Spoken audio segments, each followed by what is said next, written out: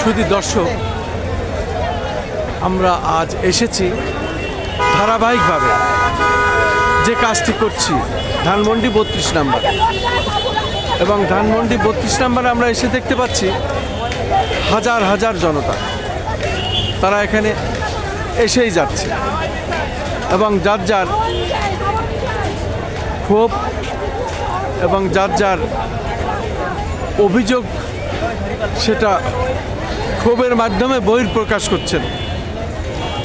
এবং আমরা দেখতে পাচ্ছি এই ধানমন্ডি 32 নম্বর এলাকাটি ভাঙাচুরো চলছে এবং যে যেখানে যেমনে পারে তারা তাদের সব কিছু যে এইভাবে নিচ্ছে। পাশাপাশি আমরা আমাদের ধারাবাহিক কাজটি এখানে করে যাচ্ছি। আমি খন্দকার মাসুদুজ্জামান ধারাবাহিকভাবে আমি এই কাজটি সাধারণত করে যাচ্ছি এবং দেখানোর চেষ্টা করছি। তবে এখানে এসে দেখতে পাচ্ছি যারা গুম খুন হয়েছিল, যাদের স্বজন হারিয়েছিল, সেই সব লোকেরা এখানে এসেছেন। যেমন তার মধ্যে সেই পরিবারের আমরা একজন, আমার বাবা ভাইকে হত্যা করা হয়েছে, আমাদের 3টে ব্যবসা প্রতিষ্ঠান ভেঙে লুটপাট করা হয়েছে, বাড়িঘরদোর লুটপাট, নগদ অর্থ লুটপাট, স্বর্ণালঙ্কার লুটপাট, এবং বাড়িঘরদোরে থাকতে পারিনি, সেখান থেকে আমরা পালিয়ে ঢাকায় এসে আছি, কোনোরকম যান বাঁচিয়ে যাচ্ছি। পাশাপাশি আমরা দেখতে পাচ্ছি এই এলাকাতে এখন সেই সকল মানুষেরা এখানে এসেছেন সারা বাংলাদেশের যেসব জেলায় মানুষেরা আহত, লুটপাট এবং গুমের শিকার, খুনের শিকার, তারা এখানে এসেছেন। সেসব পরিবারের লোকজনও এখানে এসেছেন। আমরা দেখতে পাচ্ছি এমনই এই এলাকাটি এখন ধ্বংস এবং মানুষ আসছেন, প্রত্যেক মানুষই তার ক্ষোভের কথা বলছেন। আমিও আমার ক্ষোভের কথা এখানে এইভাবে বলেছি। আমি দেখতে পাচ্ছি হাজার হাজার মানুষ এখানে এইভাবে তারা তাদের ক্ষোভের কথা জানাচ্ছেন এবং আসছেন, নারী পুরুষ শিশু সম্মিলিতভাবে। আমরা দেখতে পাচ্ছি ধ্বংস স্তূপ, এই ধ্বংস স্তূপ ইট পাটকেল পড়ে আসে।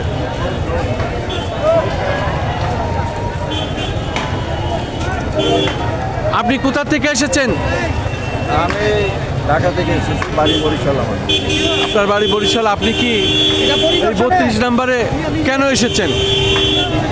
আমি এই অভিশপ্ত বাড়িটি দেখতে এসেছি এবং এইখানেই 15ই আগস্টের নায়ক যারা ছিল, মেজর ডালিম সহোদর যারা ছিল, তারা এখানেই ওই খলনায়ক শেখ মুজিবকে হত্যা করেছে। এই বিষয়ে আপনি বলতে পারবেন আর একটু পূর্ণাঙ্গভাবে? যতটুকু সম্ভব ততটুকু বলতে পারবো। বলুন দেখি। শেখ মুজিবেরই যে আমি স্বাধীনতা করি বা না করি, আমি গোয়ামি করি, বাটপামি করি, যাই করি, দেশটা স্বাধীন হয়েছে, এখন ক্ষমতা আমি আবার দখল করেছি।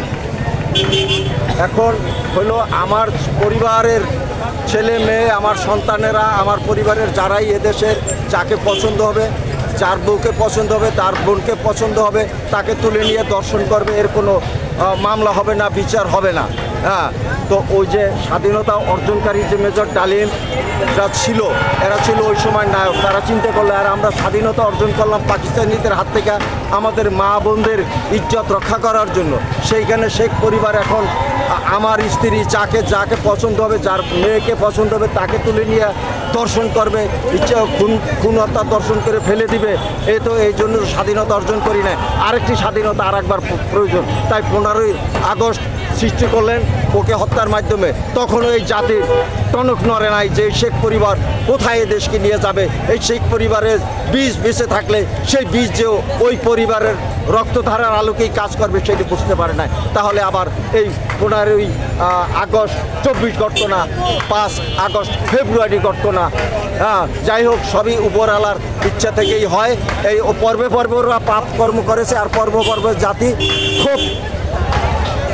খুবই হয়ে উঠেছে। এরপর বই প্রকাশ এই 32 নাম্বার মাটির সাথে মিলিয়ে দিয়ে ঘটিয়ে। আমি আপনাকে আরেকটি প্রশ্ন করতে চাই, যেহেতু আপনি পরিচয় দিয়েছেন সাংবাদিক। শেখ পরিবার সারা বাংলাদেশ নয়, সারা পৃথিবীতে তাদের একটা পরিচিতি অর্জন হয়েছিল।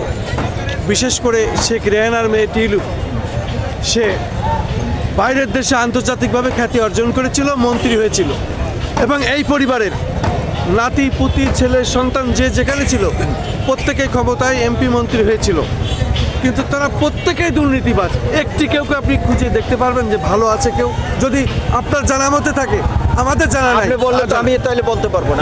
আমাকে প্রশ্ন, আমাদেরকে একটু বলুন। হ্যাঁ, তাহলে এই পরিবার দেখতে পারবেন এক সময় এই পরিবারের কেউ এই বিশ্বে মান ইজ্জত সম্মানের সাথে টিকে থাকতে পারবেন এবং তাদের কর্মকাণ্ডই তাদেরকে টিকিয়ে রাখবে না। বাসায় লাভ ঠিকাবে এই পরিবারের সকলের সারা বিশ্বে। আপনাকে অনেক অনেক ধন্যবাদ এই সংক্ষিপ্ত সাক্ষাৎ দেওয়ার জন্য। শুধু দর্শক শুনলেন, মানুষের আসলে ইতিহাস কথা বলে, সেই জিনিসগুলোই মানুষ মনে রেখেছে, সেই ইতিহাস তারা আবার তুলে ধরছে।